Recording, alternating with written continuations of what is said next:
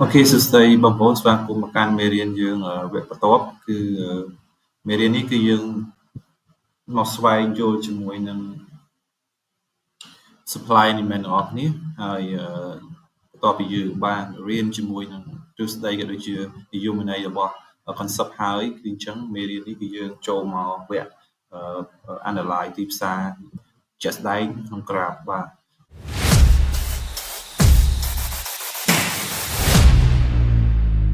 ប៉ុន្តែមុននឹងយើងចាប់ផ្ដើមចូលទៅដល់មេរៀនបន្ទាប់យើងត្រូវតែមកស្វែងយល់ក៏ដូចជាមកស្គាល់ជាមួយនឹងកន្លែងសូនតំបន់ណាដែលជាតំបន់ supply element concept អញ្ចឹងណាអូខេអញ្ចឹង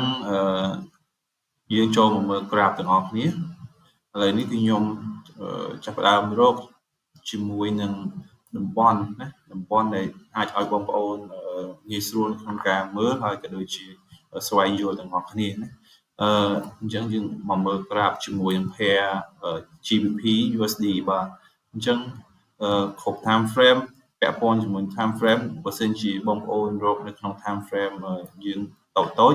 វាមានគេហៅថាឱកាសនៅក្នុងការចូលផ្សារច្រើនដោយសារតែ chart នៅក្នុង time frame តូចវាដើរលឿនណាអញ្ចឹងការកកើតវាក៏មានច្រើនដែរអូខេតោះយើងទៅមើលទាំងអស់គ្នាហ្នឹងហើយអញ្ចឹងពាក់ព័ន្ធជាមួយនឹង graph គឺយើងមកមើលមកអូខេអញ្ចឹងខ្ញុំអាចឃើញកន្លែងនេះមួយដែលល្អបាទអញ្ចឹងកន្លែងនេះបងប្អូនឃើញទេបងប្អូនឃើញកន្លែងនេះទេអូខេនេះជារូបមន្តដែលយើងបានរៀនណាអញ្ចឹងពេលដែលវាមានការចុះគឺវាមានគេហៅថា drop back drop ឃើញទេអញ្ចឹង drop back drop តើយើងត្រូវគួរធ្វើបែបម៉េចបើពេលដែលយើងឃើញករណីហ្នឹងអញ្ចឹងណាអូខេពេលដែលយើងឃើញបែបនេះគឺយើងអាចចាប់វាយកជាតំបន់មួយដែលគេហៅថា best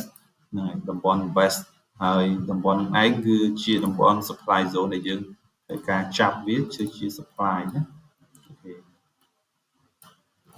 អញ្ចឹងក្នុងករណីនេះគឺយើងអាចចាប់វាជា supply ជាធម្មតាគឺក្នុងមេរៀនគឺយើងបានរៀនថាត្រូវរងចាំនៅក្នុងករណីមួយដែលទីផ្សារធ្វើការឡើង pullback មករកតំបន់ហ្នឹងត្រូវទេប៉ុន្តែកន្លែងនេះបងប្អូនឃើញទេបងប្អូនឃើញវាចុះតែវាអត់ឡើងមកវិញទេណាវាអត់ឡើងមកវិញទេវាបានធ្លាក់ drop ហើយវាបង្កើត back ហើយ drop ទៀតអញ្ចឹង drop back drop រហូតដោយសារតែទីផ្សារពេលខ្លះគឺវាទៅគឺវាអត់មកវិញទេណាវាទៅអត់មកវិញទេប៉ុន្តែអ្វីដែលយើងត្រូវធ្វើហើយក៏ដូចជាអ្វីដែលយើងត្រូវអនុវត្តគ្រប់តាម rule របស់យើងគឺយើងត្រូវតែ follow ជាមួយនឹងមេរៀនក៏ដូចជារូបមន្តរបស់យើងគឺរងចាំណារងចាំបើសិនជាវាអត់មានការ confirm បានន័យថាអត់មានការត្រឡប់មកវិញឬក៏អត់មានការមកប៉ះជាមួយនឹងកន្លែងដែលយើង set up ទេគឺយើងកុំព្យាយាម break នៅ rule អ្វីដែលយើងបានរៀនណាអញ្ចឹងយើងអាចរងចាំបិទទៅវាយូរប៉ុន្តែអានេះជា time frame តូចទេណាអញ្ចឹងបងប្អូនមើលអូខេអញ្ចឹងបើយើងកន្លែងមកមើលទៅវាបានធ្វើការចុះខ្លាំងហើយវាបានធ្វើការឡើងមកវិញទាំងដែលវាមានជាមួយនឹងគេហៅថា supply ណាមកប៉ះ supply យើងចាស់ដែលយើងបាន set up ពីមុនហើយវាអត់បានមកដល់អូខេអញ្ចឹងពេលដែលវាបានធ្វើការប៉ះណាវាធ្វើការបានធ្វើការប៉ះហើយវាធ្វើការចុះទៅវិញតទៀតណាហ្នឹងហើយអញ្ចឹងហើយកន្លែងនេះមួយដែលខ្ញុំចង់បញ្ជាក់ថាបើសិនជាបងប្អូនរកកន្លែងចាប់តំបន់មួយដែលត្រូវល្អអញ្ចឹងការចូលរបស់បងប្អូនរងចាំក៏គេហៅថាមានន័យសម្រាប់ការ set up របស់យើងដែរណាពេលខ្លះយើងអាចនឹងភ្លេចកន្លែង set up យើងដោយសារតែទីផ្សារវាទៅចោលយើងហើយយូរទៀតអញ្ចឹងណាប៉ុន្តែជាក់ស្ដែងគឺវាឡើងមកវិញគឺកន្លែងហ្នឹងជាកន្លែងមួយដែលល្អបំផុតសម្រាប់យើងនៅក្នុងការ set up ចូលបន្ទាប់ណាអូខេអញ្ចឹងអានេះជាមូលហេតុមួយដែលយើងព្យាយាមត្រូវតែប្រយុទ្ធទៅតាម rule របស់យើងឲ្យជាប់លាប់ហ្នឹងហើយនឹងច្បាស់លាស់អញ្ចឹងពេលដែលយើង set up ទៅវាត្រូវអញ្ចឹងអូខេដល់យើងទៅមើលថែមទៀតដោយសារតែនេះវាអត់សូវ clear ទេដោយសារតែឆាកនេះវាដើរយូរអញ្ចឹងវាត្រូវការចំណាយពេលក្នុងខែហ្នឹងហើយអញ្ចឹងវាមួយខែប៉ុន្តែ zone ហ្នឹងគឺវាជា zone មួយដែល valid សម្រាប់យើងចូលដូចគ្នាណាអូខេតោះយើងទៅមើលទៀតថាតើកន្លែងណាដែលយើងអាចទៅមើលទៅវា clear ល្អហើយយើងអាចធ្វើការចាប់នៅតំបន់ណាអូខេដល់មើលមក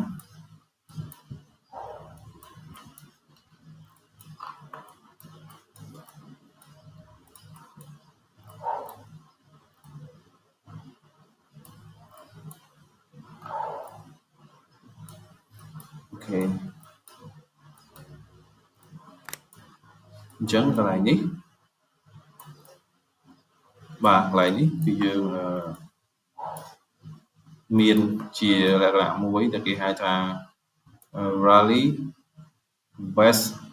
drop ណាអាហ្នឹងជារូបមន្តអីគេអញ្ចឹងអាហ្នឹងជារូបមន្តមួយដែលយើងបានរៀនហើយក៏ដូចជាយើងបានដឹងហើយថារូបមន្តហ្នឹង rally base drop គឺជាលក្ខណៈ down trend ណា rally base drop អញ្ចឹងយើងមកគូអស់គ្នាមកទីផ្សារធ្វើការឡើងធ្វើការ sideways ហើយធ្វើការចុះអញ្ចឹងដូចរូបមន្តដែលយើងបានរៀនហ្នឹងហើយអញ្ចឹងអ្វីដែលយើងត្រូវធ្វើគឺយើងទី1យើងសម្គាល់វាថានេះជាលក្ខណៈ rally ជា rally ហើយយើងអាចសរសេរវាមក rally អូខេ rally ហើយតំបន់នេះគឺជាតំបន់base តំបន់ base យើងអាចសេវាបានយើងអាចយកវាទៅអនុវត្តណាយកវាទៅអនុវត្តហើយយើងព្យាយាមស្វែងរកនៅតំបន់មួយដែលទៅតាមរូបមន្តដែលយើងរៀនណាអូខេអញ្ចឹងមួយវិញទៀតគឺយើងមកចាប់ជាមួយនឹង drop នេះជា drop យើងជា drop អញ្ចឹងយើងបានរូបមន្តយើងមួយហ្នឹងពេលដែលយើងបានរូបមន្តយើងមួយហើយតើយើងគួរត្រូវធ្វើបែបម៉េចអូខេអញ្ចឹងអ្វីដែលយើងអាចធ្វើបានណាយើងស្វែងរក supply ណាតើ supply គឺចាប់បែបម៉េចsupply គឺយើងអាចចាប់លក្ខណៈមកទាំងអស់នេះមកទាំងអស់នេះមកឃើញទេឃើញមែនទេប៉ុន្តែគ្រាន់តែកន្លែងនេះវារៀងធំពេលដែលយើងឃើញធំអញ្ចឹងតែយើងគួរធ្វើម៉េចអញ្ចឹងណាយើងគួរធ្វើម៉េចពេលដែលយើងធំអញ្ចឹងអានេះគ្រាន់តែជាការបង្ហាញទេជាក់ស្ដែងគឺមេរៀនបន្តទៀតគឺយើងមានជាលក្ខណៈ candlestick confirm ក៏ដូចជាយើងមានការ set up ជាមួយនឹងគេហៅថាបូករួមជាមួយនឹង advanced មេរៀនទៅមុខទៀតអញ្ចឹងណាអញ្ចឹងវាធ្វើឲ្យការចាប់ supply ហើយ demand របស់យើងវាមានការតូចជាងមុនទៅទៀតបែរថានេះគ្រាន់តែជាមេរៀន basic មួយដែលរបៀបថាឲ្យយើងចាំក៏ដូចជាស្គាល់ដំបូងសិនអញ្ចឹងណាអូខេពេលតទៅមុខទៀតគឺយើងលេងចាប់បែបហ្នឹងហើយគ្រាន់តែនេះជាការបង្ហាញណាអូខេពេលដែលទីផ្សារធ្វើការចុះអញ្ចឹងវាមានការ pull back មកដូចគ្នាឃើញទេដូចអ្វីដែលយើងបានរៀនអញ្ចឹងយើងត្រូវចងចាំថាពេលដែលទីផ្សារវាធ្វើការមកប៉ះនៅតំបន់ supply zone អញ្ចឹងទីផ្សារវានឹងធ្វើការចុះបន្តទៅអញ្ចឹងអានេះដូចគ្នាណាពេលដែលវាចុះអញ្ចឹងហើយណាចុះអញ្ចឹងហើយហើយបន្តមកវាធ្វើការចុះបន្តអញ្ចឹងអញ្ចឹងហ្នឹងហើយដូចគ្នាអញ្ចឹងវាបានបង្កើតវាបាន rally base drop ដូចគ្នាទៀតអញ្ចឹងយើងមានការចាប់ដូចគ្នាដូចតទៅរហូតទៀតយើងបាន supply ថ្មីមួយទៀតដែលជាលក្ខណៈ rally base drop ដូចគ្នាអញ្ចឹងវាធ្វើឲ្យទីផ្សារបញ្ជាក់បានឲ្យយើងឃើញថាទីផ្សារកំពុងតែមានការ control ជាមួយនឹង seller ហើយណាអញ្ចឹងអាហ្នឹងជាក់ស្ដែងគឺយើងមើលអញ្ចឹងហើយយើងមក replay chart ទាំងអស់គ្នាអញ្ចឹងខ្ញុំមកមើលបាទអូខេខ្ញុំមកមើលកន្លែងនេះអូខេតោះអញ្ចឹងខ្ញុំ replay chat ឲ្យគ្នាយើងមើល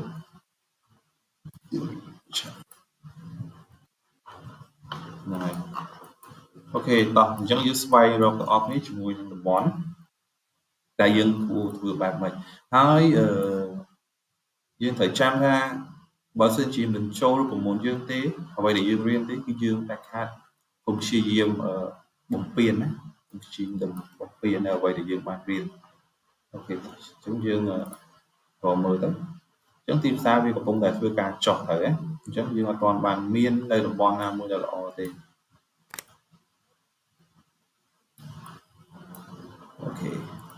អូខេកន្លែងនេះខ្ញុំហួរហើយអញ្ចឹងកន្លែងនេះក៏យើងអាចចាប់បានជាតំបន់ best ដូចគ្នាដែរដោយសារតែវា drop best drop ហើយអញ្ចឹងក៏យើងអាចចាប់តំបន់0នឹងខ្លាចជាតំបន់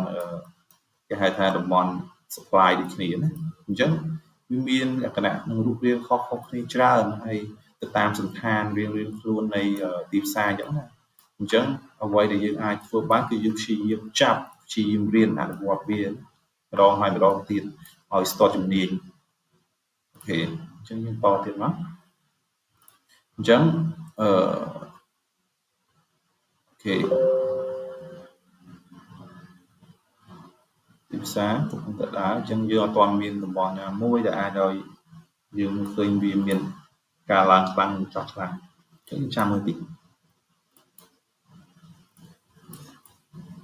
អូខេឃើញទេនេះកន្លែងនេះអត់កន្លែងនេះបាត់តែវាខ្លីប៉ុន្តែយើងអាចចាប់រូបមន្តវាបានណាយើងអាចចាប់យកវាបានតើវា work ឬក៏យ៉ាងណាណាអូខេយើងចាប់វាជា best ហើយ drop best drop អញ្ចឹងកន្លែងនេះគឺជា supply zone ណាតែយើងអាចមើលទៅថាវា work ឬយ៉ាងណាអូខេវា sideways អាហ្នឹងអូខេក្នុងលក្ខខណ្ឌនេះបងប្អូនឃើញដោយសារតែទីផ្សារវាបានធ្វើការbreak នៅ supply ចាស់របស់វាណាហើយអញ្ចឹងជាមូលហេតុដែលអត់ឲ្យគេហៅថាតំបន់ដែលយើងចាប់រដងជា supply គឺវាលែង work ហើយអញ្ចឹងជាមូលហេតុតម្លៃដូចខ្ញុំបញ្ជាក់នៅក្នុងមេរៀនមុនអញ្ចឹងគឺពេលដែលតម្លៃមានការ break នៅកន្លែងដែលយើង set up វាសុទ្ធសឹងតែជាតំបន់មួយដែលគេហៅថាពាក់ព័ន្ធជាមួយនឹងទី1គឺលំហូរផ្សារហើយទី2គឺពាក់ព័ន្ធជាមួយនឹងព័ត៌មានទូទៅអីចឹងទៅណាព័ត៌មានសេដ្ឋកិច្ចព័ត៌មានសកលអីចឹងទៅអញ្ចឹងពេលខ្លះការ set up យើងត្រូវតែព្យាយាមស្វែងរកក៏ដូចជារកនៅកន្លែងដែលល្អសម្រាប់ការចូលអញ្ចឹងហើយបើសិនជាវាបងប្អូនឃើញកន្លែងនេះជាតំបន់ supply អញ្ចឹងអញ្ចឹងពេលដែលវាធ្វើការ break បានន័យថាតម្លៃកន្លែងហ្នឹងគឺយើង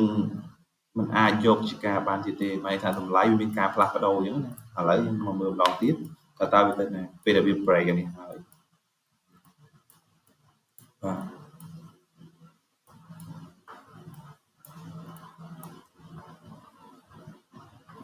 អូខេអញ្ចឹងពេលដែលវា break តម្លៃនេះហើយឃើញទេ break high ហើយវាបង្កើតបានជា BOS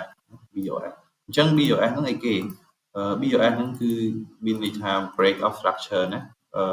អញ្ចឹងមេរៀនបន្ទាប់បងប្អូននឹងស្វែងយល់ទាំងអស់គ្នាតែសំខាន់មេរៀននេះគឺខ្ញុំចង់ផ្ដោតទៅលើ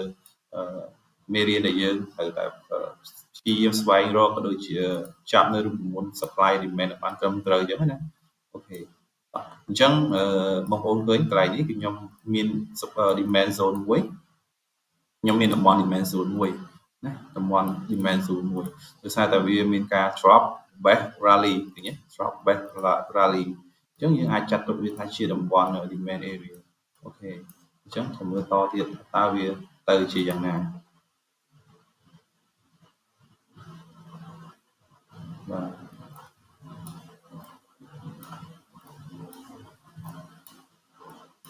អូខេ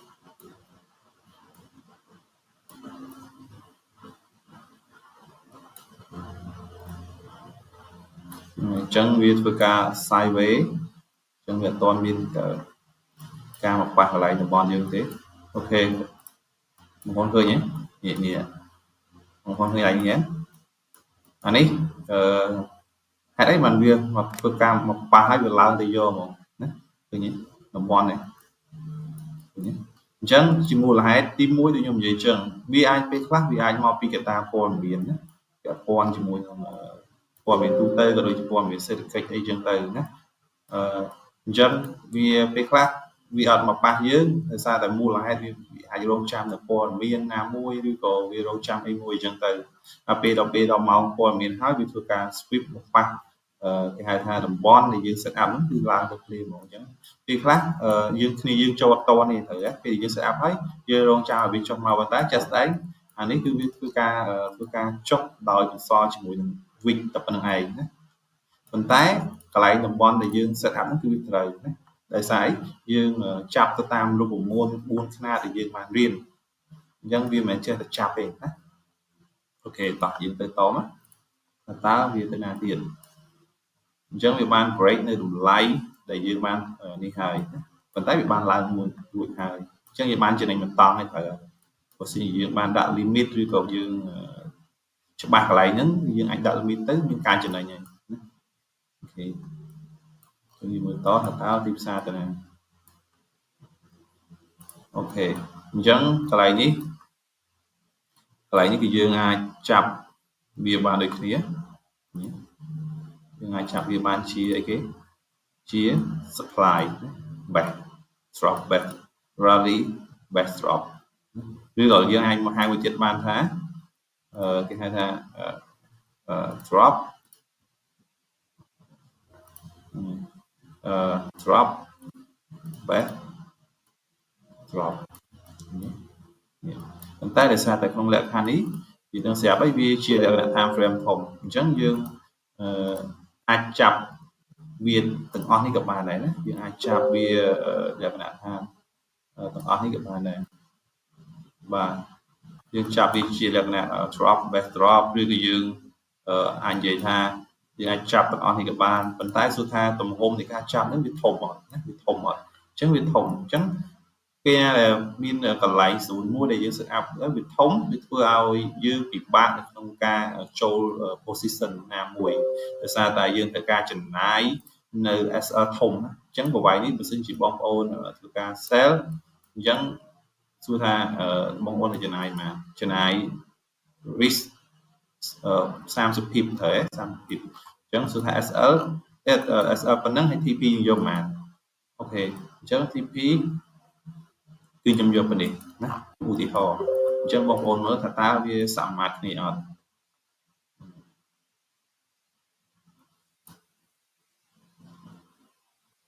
អូខេអស់ត្រាប់ហើយអញ្ចឹងកន្លែងនេះវាផ្សារអត់ដើរអូខេអញ្ចឹង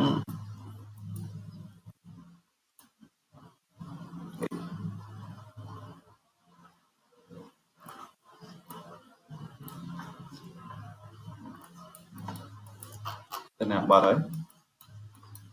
បាទ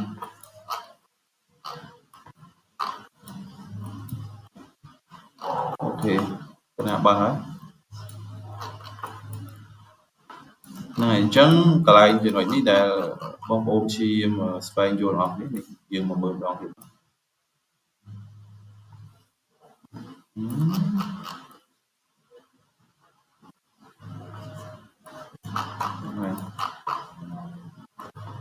អូខេ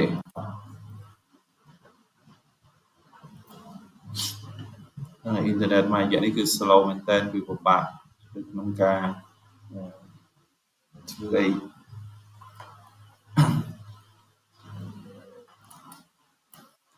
អូខេតោះអញ្ចឹងយើងមើលទាំងអស់គ្នាមកកន្លែងនេះយើងចូលមកមេរៀនតតើវាចេញជាលក្ខណៈបែបម៉េចតើវាបំប៉ះនៅតំបន់ដែលយើង set up អត់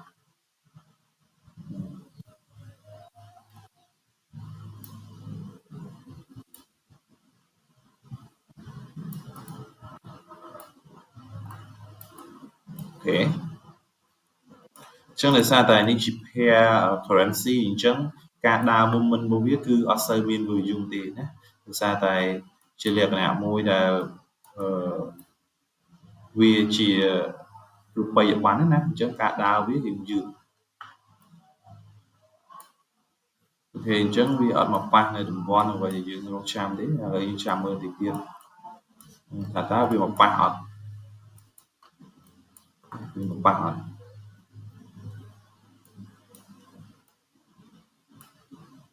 ហ្នឹងឥឡូវវាមកប៉ះហើយអ ញ្ចឹងតើវាចុះដល់ទីតាំងឬក៏ TP ដែលយើងបានកំណត់អត់អញ្ចឹងណាអូខេហ្នឹងហើយអញ្ចឹងឃើញទេអញ្ចឹងបងប្អូនត្រូវមើលថាតើការកំណត់ TP ឬក៏ដូចជា SL តើយើងគេហៅថាមានភាពច្បាស់លាស់នៅក្នុងការ set up អត់មានថាធ្វើមិនក៏ដោយ SL យើងត្រូវតែតូចជាងគេហៅថា take profit ណាហើយមួយវិញទៀតគឺចំណុចនេះដូចខ្ញុំបញ្ជាក់ម្ដងហើយម្ដងទៀតគឺយើងគ្រាន់តែជាការបង្ហាញពាក់ព័ន្ធជាមួយនឹងការចាប់នៅតំបន់ណាប៉ុន្តែជាក់ស្ដែងគឺមេរៀនខាងមុខទៀតគឺយើងមានការកម្បាញបានថារួមបញ្ចូលគ្នាជាមួយនឹងមេរៀនដទៃទៀតដែលធ្វើឲ្យការ set up របស់យើងក៏ដូចជាការចាប់នៅតំបន់កន្លែងដែលយើង set up ហ្នឹងគឺមានភាពតូចជាងមុនហើយក៏វាគេហៅថាការគ្រប់គ្រង risk ឬក៏ដូចជាហានិភ័យរបស់យើងគឺក៏តូចជាងមុនហើយល្អជាងមុនទៀតណាប៉ុន្តែនេះយើងអាចមើលបានអញ្ចឹងពេលដែលវាធ្វើការមកប៉ះណាវាធ្វើការមកប៉ះនៅតំបន់ supply របស់យើងគឺវាធ្វើការចុះទៅតទៀតអញ្ចឹងណាអញ្ចឹងដូចគ្នាណាមិនថាតំបន់ demand zone ឬក៏ supply zone នេះអញ្ចឹងវាដូចគ្នាអញ្ចឹងគឺយើងអាចមើលបានហើយបើសិនជាក្នុងលក្ខខណ្ឌដូចកន្លែងនេះដែលខ្ញុំបានបញ្ជាក់ទៀតជាតំបន់ supply zone ពេលណាដែលទីផ្សារធ្វើការ break នៅតម្លៃដែលយើងបាន set up ជា supply តំបន់ supply ហ្នឹងណាអញ្ចឹងតម្លៃកន្លែងហ្នឹងវាមិនមានប្រសិទ្ធភាពសម្រាប់ធ្វើការ sell ទៀតទេណាតួកន្លែងនេះគឺយើងឃើញហើយអញ្ចឹងតំបន់នេះគឺខ្ញុំអាចចាប់នៅគេហៅថា supply ដែរប៉ុន្តែវាអត់ work ទេឃើញអត់ដោយសារអីដោយសារតែលក្ខណៈមួយគឺ supply zone ដែល strong សម្រាប់យើងតែខ្លាំងសម្រាប់យើងគឺវាបាន break នៅតម្លៃហ្នឹងហើយអញ្ចឹងពេលខ្លះវាអាចនឹងឆ្លោះឲ្យយើងឃើញថាទីផ្សារកំពុងតែមានការ control ដោយ buyer ណាដោយអ្នកទិញអញ្ចឹងពេលណាដែលមាន power ពី buyer អញ្ចឹងកម្លាំងនៃការ push តម្លៃឡើងគឺវាខ្លាំងអញ្ចឹង supply ដែលវាធ្លាប់មានការប៉ះឬក៏វាអត់សូវ strong អញ្ចឹងវាអាចនឹងធ្លាយគ្រប់ពេលណាអញ្ចឹងអ្វីដែលខ្ញុំបានបញ្ជាក់គឺយើងត្រូវតែគោរពតាម rule របស់យើងក៏ដូចជាយើងមានការ set up នៅ take profit ក៏ដូចជា stop loss ឲ្យបានត្រឹមត្រូវនេះជាមូលហេតុណាអូខេអញ្ចឹងចំណុចនេះគឺយើងអាចរៀនក៏ដូចជាអនុវត្តនៅក្នុងក្រាបជាក់ស្ដែងទាំងអស់គ្នាយើងរៀនចាប់សិនមកអ្វីដំបូងដែលយើងត្រូវធ្វើគឺយើងរៀនចាប់ឲ្យស្គាល់តំបន់ក៏ដូចជាយើងរៀនមើលវាណាឃើញទេពេលដែលយើងចាប់ត្រូវគឺវាបែបនេះស្បတ်តែវាមានការរងចាំប៉ុន្តែអ្វីដែលយើង set up គឺត្រូវណាពេលដែលវាធ្វើការចុះវាមានការ pull back ហើយបន្ទាប់មកវាចុះទៅទៀតញ៉េអាហ្នឹងឯងដែលខ្ញុំចង់បញ្ជាក់បងប្អូននៅចំណុចហ្នឹងអូខេអញ្ចឹងមេរៀននេះគឺយើងអាចមានតែប៉ុណ្្នឹងទេដោយសារតែមេរៀននេះគ្រាន់តែយើងចង់បង្ហាញពាក់ព័ន្ធជាមួយនឹងការចាប់ក៏ដូចជាមកកាត់ស្គាល់ជាមួយនឹង supply ជាមួយនឹង demand ណាអូខេអញ្ចឹងមេរៀនបន្ទាប់យើងនឹងរៀនពាក់ព័ន្ធជាមួយនឹងមេរៀនផ្សេងទៀតអូខេអញ្ចឹងអរគុណច្រើនជួបគ្នានៅមេរៀនក្រោយបាទ